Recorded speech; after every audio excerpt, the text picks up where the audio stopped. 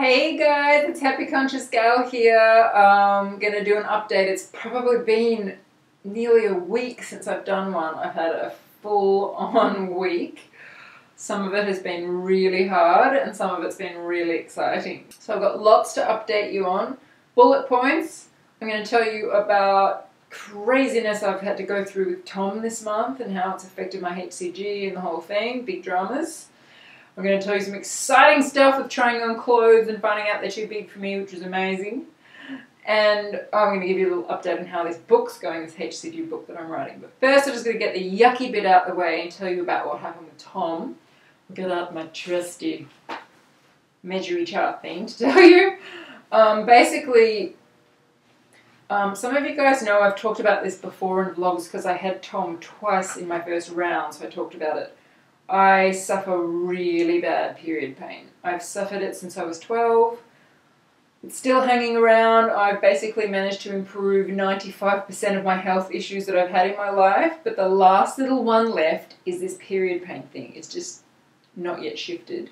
I have some theories about why it hasn't shifted, and I've actually told you guys in a recent vlog that I've actually just started doing a whole lot of work to learn how to get my sexual energy moving, which I'm finding fantastic. It's getting all my creative energy going, my sexual energy going, all my manifesting energy going, and that is all energy around here, which is the area where I get my cramps. It's also where I used to get a lot of lower back pain, and it's actually the area where I still got fat. I know you can't probably tell in this outfit, but trust me, there's still a band of fat there, and it's really the only bit left, so it's not come off yet, but I think it's because the energy around here is really stuck in my body. So I'm doing this sexual energy practices, lots of breathing and special tantra stuff, and that's starting to work. And it did make a difference this month. I actually, my cramps started on the first day of my period when the bleeding started. Usually my cramps start 1 or 2 days earlier, so I only had 1 full day of really bad cramps instead of 2. So that shows me that it's helping what I'm doing, so that's exciting. But unfortunately the complications happened because when I get those really bad cramps, they're so severe that I basically would pass out if I didn't take some medication because I start sweating and shaking because it's really extreme pain. And so every month since I was 12, I've always taken this kind of anti-inflammatory medication, which is really toxic and not good for me. And it's the only kind of commercial product I take. You know, I don't drink, I don't smoke, I don't even drink coffee. I eat all organic food. I only put natural products on my skin. I only use natural shampoos. I don't put any chemicals into my body except for this bloody stuff that I have to take once a month. And I've always been grateful for it because without it I'm in terrible pain. But this month, because it's so toxic and damages your stomach lining, you have to take it with food. So this month, because I was on HCG, so I had my lunch, which was just like 7 prawns or something. A very small lunch. Thinking that that would be enough food, and then I took my medicine, and obviously I hadn't taken into account the fact that, you know, I'm only eating 500 calories a day and I have been for the last 3.5 weeks, so there's probably not much food in my stomach. So even though I'd had those small amount of prawns, there probably wasn't much else in my tummy to line my stomach, so my stomach got really upset by the medicine. I ended up having like 2 days of diarrhea. I was in the bathroom for 2 days. The problem was my stomach got so irritated that I couldn't eat my normal protein, I couldn't eat fish. So it was a disaster. So I felt really dizzy, really dehydrated from the whole thing, really sick. And on that day when it really was bad, my cramps were better from the medicine, but I had all those terrible other problems as a result of taking the medicine on an empty stomach. So unfortunately, there was a day there where I had to try and stop this diarrhea and settle my stomach down. And in my experience, for my body, the only thing that ever does that is really bland processed carbohydrates like rice or plain dry crackers.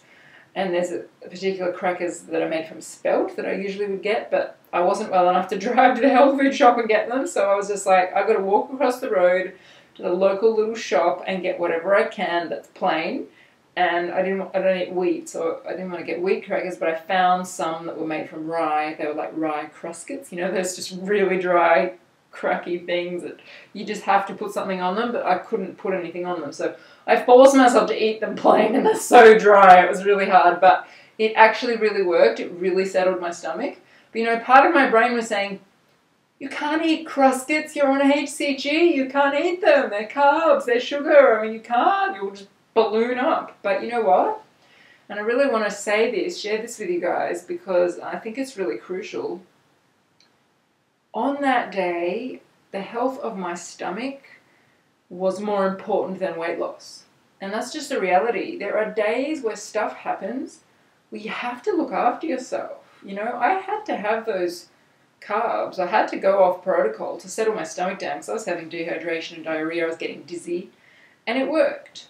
And I really want to say this to you because sometimes things can happen. You might catch a cold, you might get the stomach flu, or something might happen when you're on HCG. You may have to eat something specifically to help you. Like if you get a blood sugar crash or something and you need to have a little bit of sugar. I mean, I really believe that in order for your body to burn fat as fast as it can and as well and as deeply and to keep it off, like it's being asked to do on HCG, your body has to be in optimum prime health. And if there's anything interfering with your body being in optimum prime health, you have to look after it. You know, I see people's vlogs where they're, oh, I don't want to go off the protocol because I've got to get this operation. Or, you know, you've got to put your health first because you can't expect your body to shed fat if it's not healthy. So I really, really had to make that decision. And I thought, oh, well, if I put on weight, whatever, at least I'm stopping diarrhea, I'm stopping dehydration, I'm not going to be dizzy, and my body will get back to healthy quicker, and then I can, you know, go back on my protocol foods. So I made that decision. I felt really good about it. It was what my body asked for. It really asked for carbs. And it was what my intuition said. And as I've said lots of times in these vlogs, I really have learned to trust my intuition. It's always right. And your intuition's always right as well. Everyone's intuition is always right. The problem is not the intuition. The problem is that most of us don't listen to it. Or when we listen to it, we filter it through some sort of filter of what we think we should be doing. So we don't actually hear the advice from our intuition. If we actually were to tune into the advice from our intuition, it's always right. It's just that most of us don't hear it. So on this occasion I did listen to it. And you know what? It settled my stomach down and I didn't actually gain weight the next day, which was miraculous. Probably because I'd had so much diarrhea. There was no food in my body. I was so artificially light from being so dehydrated. But anyway, I'll get my glasses and I'll just tell you what happened that week in terms of the scales. I did weigh myself just for curiosity. I knew nothing would happen. Obviously, when you get Tom, you're bloated and, you know, you're not going to have weight loss on scales. But so my weight pretty much stayed the same for the whole 5 days of Tom because, you know, I lost a bit when I had the diarrhea, but then I put a bit back on once I started eating again. So, you know. Oh, I've just seen myself in the video and I've sort of got a bit of a halo from the light. How funny is that? Sorry about that. I didn't realise I was standing in a ray of sun. I'll try and stay in the middle. So anyway, what's good is, you know, that's the weight staying same. I don't know if you can see it, but it was just like every day. See, there's no yellow there. That means the weight stayed the same for 5 days. Because I only put yellow on it if it goes down. But you can see that during those 5 days, a lot of my measurements still were going down. See all that? It's all yellow. So I knew that my body was still releasing fat, even though obviously my body was retaining water and all sorts of craziness because I was so sick and because I had Tom. So I just really want to encourage you, don't be too worried if the scales stall for a few days. Mine stalled for 5 whole days.